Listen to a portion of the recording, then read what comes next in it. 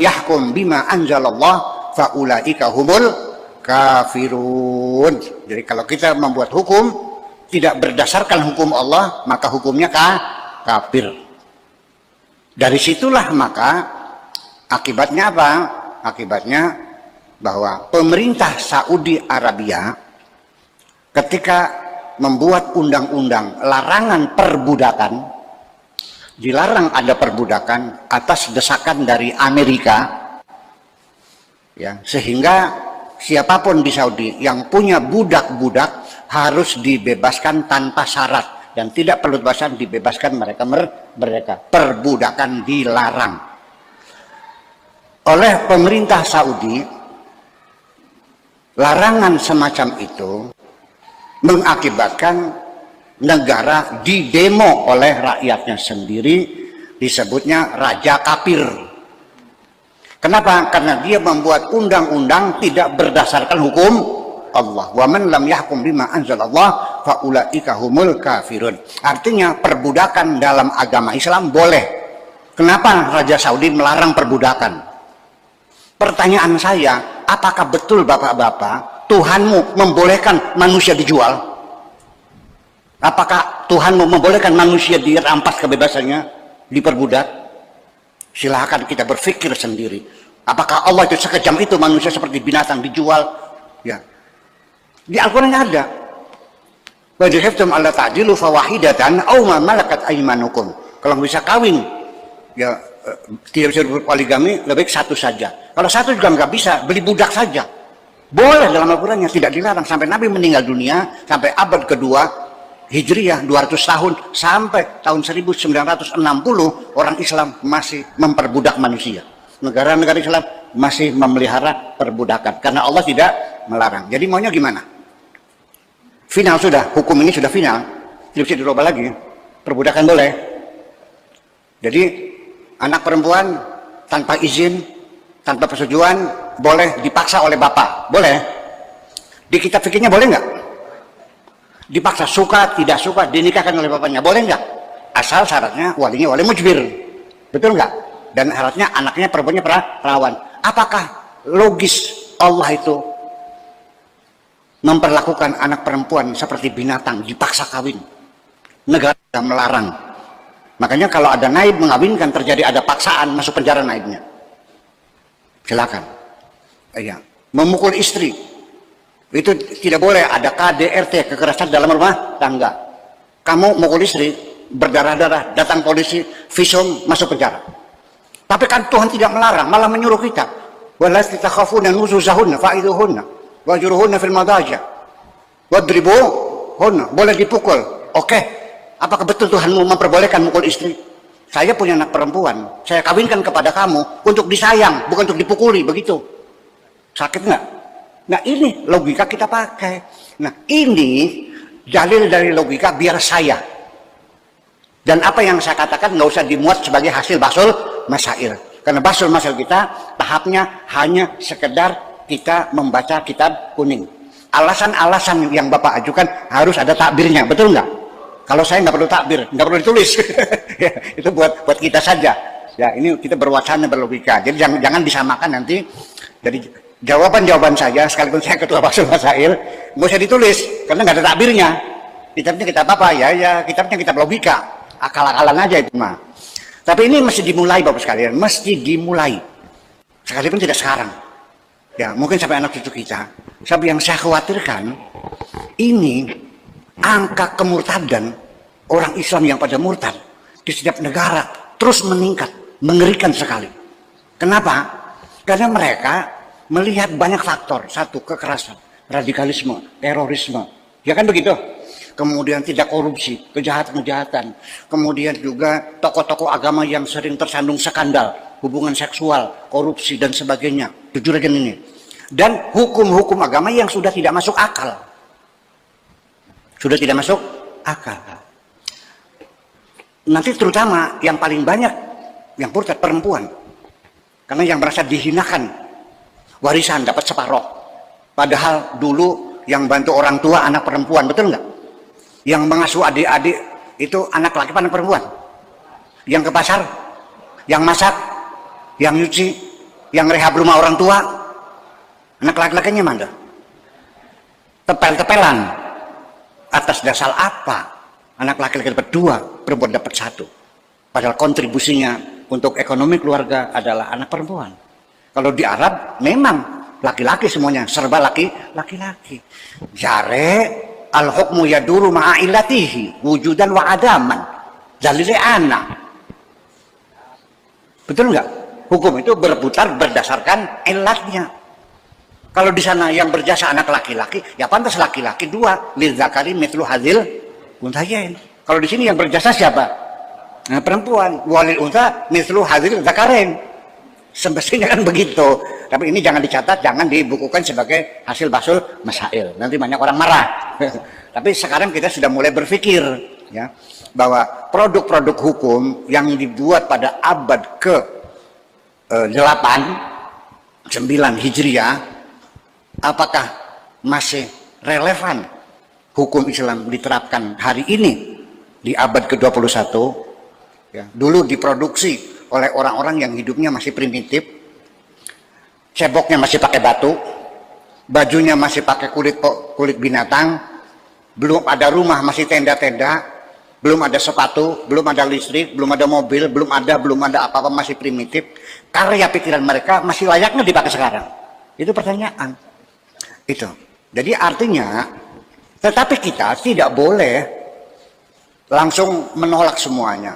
Semua karya mereka harus dibaca semuanya. Betul nggak? Saya baca semuanya. 4 mazhab saya baca. Fikih Syafi'i, Hanafi, Maliki, Hambali, semuanya saya baca. Wahabi juga saya baca semuanya. Ya. Jadi kita jangan terburu-buru berpendapat sebelum kita mengetahui pendapat-pendapat orang yang mendahului kita. Itulah etika basul masail semacam itu. Jadi artinya sekali lagi seperti ini ijtihadnya Abu Hanifah dalam masalah perkawinan. Ada seorang perempuan, suaminya tidak pulang-pulang sampai 2 tahun. Dia menunggu sampai kapan? Akhirnya datang ke pengadilan mengadukan suaminya hilang, tidak pulang-pulang sudah 2 tahun. Akhirnya oleh pengadilan diputuskan, dinyatakan suaminya sudah meninggal dunia. Meninggal dunia. Sudah. Setelah itu si perempuan tadi kawin lagi. Punya anak 3. Setelah punya anak 3, suami yang dulu datang ternyata masih hidup. Ditanya Abu Hanifah, bagaimana perkawinannya? Kata Abu Hanifah, perkawinan yang kedua tidak sah. Keputusan pengadilannya salah. Jadi gimana? Benar, sudah benar. Jadi suami yang kedua harus diceraikan. Oke, sudah benar. Nah, tetapi Abu Hanifah, ini anaknya 3, ini anak siapa? Kata Abu Hanifah, ya anaknya suami yang pertama. Maka dibaca ning Madzhabul Arba'ah, ya madzhab Abu Hanifah. Kan menjadi bingung. Apa semacam ini akan kita sampaikan kepada anak-anak kita yang profesor doktor ahli hukum? Ya ketawa mereka. Betul nggak? Udah, kasus yang kedua lagi. Masa haid, masa hamil itu ada beberapa kemungkinan. Ya. Bisa 12 bulan, bisa 9 bulan, bisa 7 bulan. Kalau 7 bulan namanya prematur, betul? Ya, mesti diinkubasi dulu. Yang normal itu yang 9 bulan. Tapi juga ada yang sampai 12 bulan, akhirnya terpaksa harus disesar. Itu keputusan ilmu ginekologi, ilmu kandungan. Tetapi menurut Imam Syafi'i, masa kehamilan itu paling lama adalah 4 tahun, betul nggak? Kenapa 4 tahun? Yuk kita kumpulkan dokter ahli kandungan sedunia, mungkin tidak manusia hamil 4 tahun. Karena Imam Syafi'i ketika berijtihad 4 tahun, belum ada ilmu ginekologi, belum ada rumah sakit, belum ada ilmu kedokteran. Yang ada hanya tebakan saja, tidak didukung dengan eksperimen-eksperimen. Apakah itu keputusan langit, apa keputusan bumi? Apakah ini ijtihadnya seorang nabi, apakah ijtihadnya seorang ulama? Di sini yang jadi persoalan, kadang-kadang kita seringkali memaksumkan semua. Masa iya Imam Syafi'i salah, betul nggak? Ada nggak yang ngomong, masa Imam Syafi'i salah? Iya, jadi masuk dong kalau gitu. Jare ahli sunnah wal jamaah kok imam tidak masuk. Yang memaksumkan imam itu hanya orang Syiah. Jare konon. Tapi ternyata ahli sunnah juga memaksumkan imamnya juga kok. Ya itu enggak masalah. Saya sejak kecil waktu masih pesantren di Babakan, itu paling sering digebrak sama kiai. Karena saya kritis. Digebrak sambil dikatakan pinter sirat, pinter Imam Syafi'i. Dari kita nggak pinter kita. Gulut ya ayo. Ya itu. Jadi rasa pemberontakan semacam itu dulu saya liar. Tapi sekarang saya tidak liar lagi. Tapi saya siap dengan argumentasi-argumentasi semuanya saya baca. Jadi bukan hanya sekedar semangatnya saja, tapi juga ada landasan-landasan. Saya katakan ada masalah di dalam sejarah Islam sendiri, bahwa kodifikasi hukum Islam itu tidak dilakukan oleh lembaga atau institusi resmi negara, tapi itu personal, pribadi Imam Syafi'i, pribadi Imam Maliki, pribadi Hanafi, pribadi Hambali, Maliki, Hambali, Hanafi, Syafi'i, pribadi-pribadi yang hasil studinya saling bertabrakan, saling berbeda sama sekali. Pertengkaran antar umat Islam itu sudah dimulai sejak Nabi Muhammad meninggal dunia. Pada detik pertama sudah pecah kongsi. Persatuan umat Islam sudah pecah kongsi pada detik pertama Nabi meninggal dunia, sampai 3 hari Nabi tidak ada yang mengkafani. Ya, 3 hari, betul? Ya, 3 hari. Apa yang terjadi? Mereka rapat di Saqif Bani Sa'diyah, berebut khilafah. Dan hasilnya apa? Abu Bakarnya mati diracun, Umarnya mati dicubles, Utsman mati dibacok, Ali diinjek-injek, anaknya Husain dipenggal kepalanya buat bal-balan. Anda ingin bikin khilafah seperti itu di sini? Ingin bikin khilafah seperti itu di sini? Nanti dibunuh-bunuhin semua gitu. Ini kan persoalan. Maka kerusakan budaya di Arab tidak mungkin akan kembali pulih dalam waktu dekat. Jangan harap martabat bangsa Arab akan pulih 50 tahun akan datang. Sekarang ini bangsa Arab asfalis safilin. Di mata dunia tidak terhormat sama sekali. Di mata dunia, bangsa Arab bangsa yang dianggap biadab. Tidak ada hukum, tidak ada hak asasi manusia, tidak ada ukhuwah Islamiyah maupun watoniyah, tidak ada. Semua menggunakan senjata kekerasan. Nyawa sangat murah, membunuh sangat murah. Pada Islamnya sama ahli sunnah jamaah, sama ahli sunnah jamaah itu kebanyakan. Syiah cuma sedikit Syiah. Sama-sama satu warga bangsa, tapi perang telah menjadi keseharian, sehari-hari yang terjadi di Suriah, di Irak, Afghanistan, Yaman, Libya sampai sekarang belum selesai. Mesir lumayan, Tunis lebih baik, tapi jangan harap mereka akan mampu kembali membangun martabatnya selama 50 tahun. Om Swastiastu, Namo Buddhaya, Salam Sejahtera, Salam Kebajikan, Sampurasun, Rahayu Sagung Dumadi. Shalom Aleichem. Assalamualaikum. Sahabat-sahabat, sebenarnya ada suatu kejadian atau fakta ya, suatu peristiwa atau fakta sejarah yang tidak diceritakan terkait dengan penyebaran awal Islam dari Arab di tanah Nusantara. Ya. Jadi ada suatu fakta yang disembunyikan bahkan ya, tidak diceritakan bahkan disembunyikan. Jadi begini, kalau teman-teman mendengar cerita tentang awal mulanya Islam dari Arab, dari daerah Arab sana ya, dari Turki, dari Persia, dan sebagainya itu, ketika menyebar atau datang ke Nusantara. Cerita yang sering kita dengar atau digaung-gaungkan ya, dipropagandakan adalah konon katanya Syekh Subakir ya diutus oleh Sultan Muhammad dari Persia. Itu sekitar tahun abad 13-an ya, sekitar tahun 1400. Nusantara pada saat itu adalah zaman Majapahit ya. Nah, jadi gini, cerita yang sering kita dengar adalah singkatnya ya. Saya singkat aja biar cepat ya. Teman-teman kalau mau tahu cerita yang lebih banyak, silahkan bisa lihat di channel-channel YouTube yang lain ya.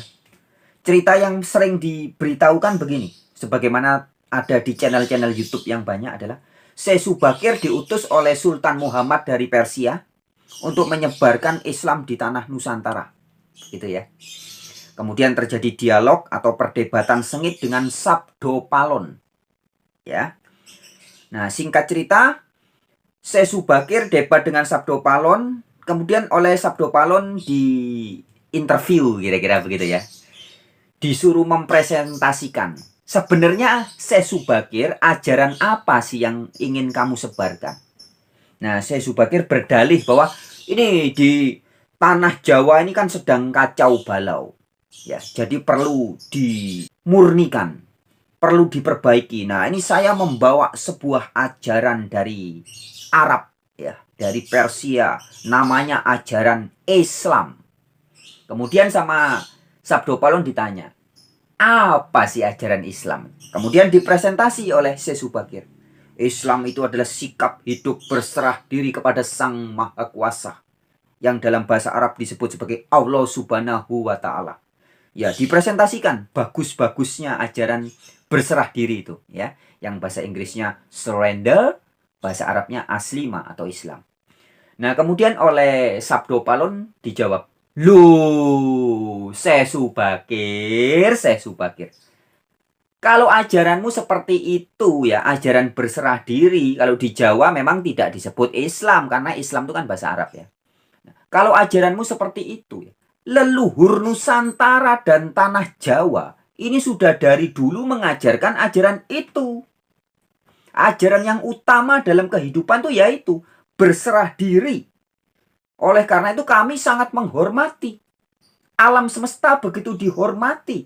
Tanah, air, udara, gunung, sungai, pohon-pohon semua dihormati. Karena di dalam semua itu ada esensi kehidupan, kuasa Sang Maha Kuasa. Yang kalau di Jawa disebut sebagai Tan Keno Kiniro Kinoyo Ngopo, Sang Maha Hidup. Ya. Gusti Murbeing Dumadi. Wah, kira-kira begitu ya. Nah, kemudian Syekh Subakir tetap ngotot. Pokoknya pengen menyebarkan ajarannya. Nah, ya. Kemudian oleh Sabdo Palon, ya wis, tak kasih kesempatan 500 tahun. Nah, maka ini yang kemudian berkembang dengan istilah 500 tahun Sabdo Palon nagih janji. Keempat, jangan jadikan wong Jawa berubah menjadi orang Arab atau Persia. Biarkan mereka tetap menjadi orang Jawa dengan kebudayaan Jawa walau agamanya Islam. Karena agama setahu saya adalah Dharma, yaitu lelaku hidup atau budi pekerti. Hati-hati jika sampai orang Jawa hilang Jawanya, hilang kepribadiannya, hilang budi pekertinya yang adiluhung, maka aku akan datang lagi. Ingat itu, 500 tahun lagi jika syarat-syarat ini kau abaikan, aku akan muncul membuat goro-goro. Oh ya teman-teman, sebagai catatan ya, 500 tahun itu bukan terhitung, itu kan zaman Majapahit 1400-an ya, bukan terhitung secara tahun Masehi. Tahun Masehi kan satu tahunnya 365 hari. Nah, 500 tahun yang dimaksud oleh Sabdo Palon adalah pada saat itu tahun yang dipakai adalah tahun Jawa, tahun Saka. Ya, kalau di Bali sampai sekarang ada itu istilah tahun Caka. Satu tahunnya bukan 365 hari, ya. Tapi 420 hari. ya. Jadi 1 tahunnya itu terhitungnya 420 hari ya. Karena ada wuku ya. Wuku itu kan 210 kali 2 ya. Jadi 1 tahunnya terhitungnya tahun Saka itu bukan 365 hari tapi 420 hari. Nah, ini saudara-saudara kita, sahabat-sahabat kita di Bali sampai sekarang masih ada itu perhitungan tahun Saka atau Caka itu ya. Plus wuku ya. Jadi 1 tahunnya 420 hari. Nah, jadi terhitung 500 tahun itu bukan hitungan tahun Masehi, tapi tahun Jawa Saka itu tadi ya. Setahunnya 420 hari. Nah, jika dihitung dari runtuh atau melemahnya kerajaan Majapahit sekitar tahun 1478 ya. 500 tahun kemudian itu jatuhnya ya sekitar tahun 2000 sekarang ini ya. Mulai awal-awal tahun 2000. Dan ini menarik teman-teman ya. Jadi Sabdo Palon Nagih Janji dalam beberapa seratnya itu, dalam beberapa teks-teksnya itu dikatakan bahwa dengan tanda-tanda Gunung Merapi meletus dengan lahar mengarah ke arah barat daya dengan bau lahar yang sangit. Dan itu sudah terjadi dulu tahun 2010 ya. Ketika Gunung Merapi meletus itu dengan lahar mengarah ke arah barat daya.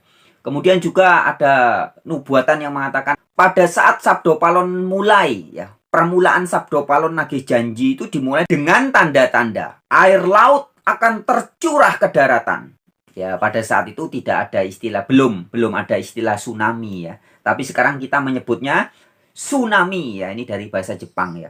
Air laut yang tercurah ke daratan, tsunami. Itu sudah terjadi, tsunami dahsyat ya, tahun 2004 ya. Dan juga beberapa tahun yang lalu terjadi juga di daerah Sulawesi ya. 2004 tuh yang menghancurkan Serambi Mekah alias Aceh ya di sana. Itu tanda-tanda dari Sabdo Palon Nagih Janji.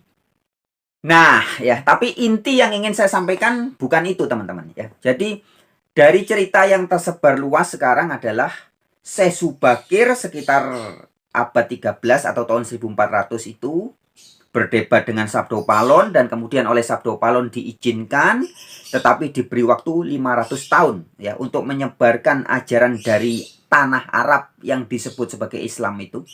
Kalau enggak beres ya, maka Sabdo Palon Nagih Janji. Kira-kira begitu ya. Itu kabar atau berita yang sering kita dengar. Tetapi ada satu hal teman-teman yang perlu saya sampaikan dengan segala hormat ya. Ini harus saya sampaikan teman-teman ya.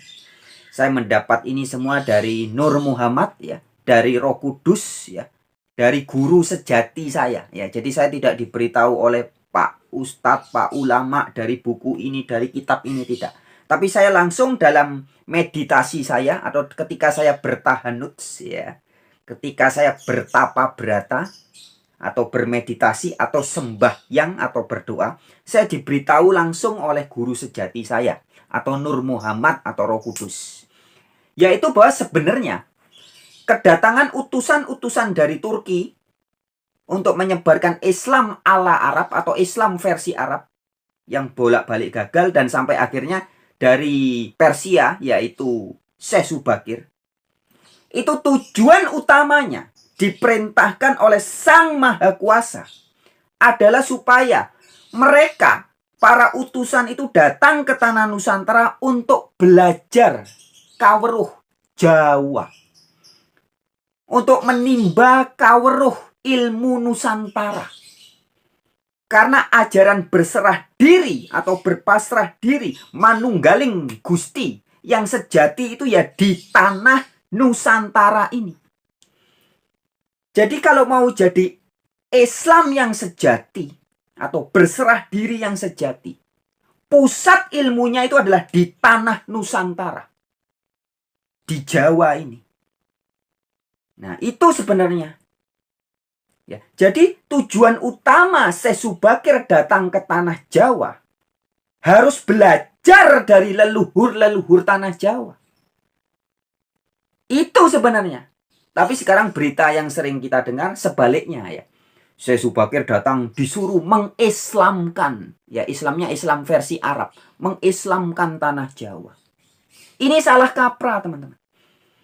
Yang sesungguhnya adalah, yang sejatinya adalah, kalau mau jadi Islam yang sejati, ya karena Islam versi Turki, versi Arab ini kan belum sempurna. Belum sempurna terbukti dari awal meninggalnya Nabi Muhammad, berantem terus, perang terus. Sebagaimana disampaikan Kiai Said Akil Sirot ya. Islam itu sesama Islam, bahkan sesama Sunni, sesama Ahlu Sunnah wal Jamaah berkelahi, berantem terus, perang saudara terus. Nah, begitupun ketika di zaman Syekh Subakir datang, Islam di Persia, di Turki, di tanah Arab itu masih kacau balau. Makanya supaya sempurna, Islam betul-betul menjadi Islam yang rahmatan lil alamin, memahami hakikat ajaran berserah diri yang sejati. Mereka harus ngangsu kaweruh, belajar tentang kesejatian urip sejati ning urip itu di tanah Nusantara, di tanah Jawa. Nah, itulah yang sebenarnya terjadi. Sekali lagi ya, Syekh Subakir dikirim atau harus datang ke bumi Nusantara. Bukan untuk menyebarkan ajaran Islam versi Arab, bukan. Tapi untuk menyatukan ajaran Islam versi dari Arab, harus belajar ngangsu kaweruh dengan Islam yang sejati atau berserah diri yang sejati, yang merupakan ajaran leluhur Nusantara. Nah, sehingga Islam betul-betul bisa menjadi rahmatan lil alamin atau rahmat bagi alam semesta. Ya, atau rahmat bagi orang-orang yang berilmu. Ya, alamin itu bisa berarti alam semesta, bisa berarti juga orang-orang yang berilmu. Ya, menjadi rahmatan bagi orang-orang yang mengerti. Nah, itu harus manunggal. Atau istilahnya berkolaborasi. Dinetralkan. Di bumi Nusantara. Ya. Sehingga bukan hanya menjadi tataran syariat, tapi bisa betul-betul memahami hakikat berserah diri yang sejati itu seperti apa. Yaitu harus belajar dari leluhur-leluhur Nusantara. Karena lifestyle atau way of life, gaya hidup, cara hidup yang dalam bahasa Arabnya menjadi din ya. Dinul ya, itu cara hidup ya. Cara hidup atau aturan hidup berserah diri yang sejati itu sudah dipraktekkan oleh leluhur-leluhur Nusantara. Dan supaya orang betul-betul bisa menjadi berserah diri yang sejati, yang bahasa Inggrisnya surrender, the real surrender, betul-betul berpasrah diri, yang bahasa Arabnya aslima atau Islam, yaitu harus belajar dari Nusantara. Nah, maka sering teman-teman mendengar Nusantara menjadi pusat spiritual dunia. Bumi Nusantara menjadi mercusuar dunia. Ya, jadi kalau orang-orang spiritual mau dari Afrika, dari Eropa, dari Amerika, dari Arab, dari Cina, mau betul-betul memahami spiritual yang sejati, mengenal Sang Maha Kuasa yang sejati, itu harus belajar dari Nusantara. Karena Nusantara ini memang sudah ditakdirkan oleh penguasa jagat raya ini untuk menjadi pusat spiritual dunia. Nusantara lah pusat spiritual dari segala spiritual yang ada di dunia. Ya, kalau teman-teman mendengar cerita kisah sejarah Nabi Muhammad sebelum mendapat wahyu, dia membiasakan diri bertahanuts. Bertahanuts itu sebenarnya kalau di Jawa bermeditasi atau bertapa berata, ya, bersamadi, menyepikan diri, menyendiri, ning, mengosongkan batin, sehingga kuasa ilahi Sang Maha Kuasa itu betul-betul bisa manunggal. Dan bertapa berata atau bertahanuts, itulah kebiasaan leluhur-leluhur Nusantara. Oke teman-teman, sekian aja tambahan opini atau fatwa dari saya ya. Pendapat, fatwa itu pendapat, opini itu pendapat ya. Terima kasih teman-teman yang sudah menyimak video ini. Rahayu, rahayu, rahayu. Sagung dumadi. Semoga segala makhluk berbahagia. Om Santi, Santi, Santi. Namo Buddhaya. Wabillahi taufik walhidayah. Wassalamualaikum warahmatullahi wabarakatuh. Elehim Shalom. Semangat. Nusantara bangkit.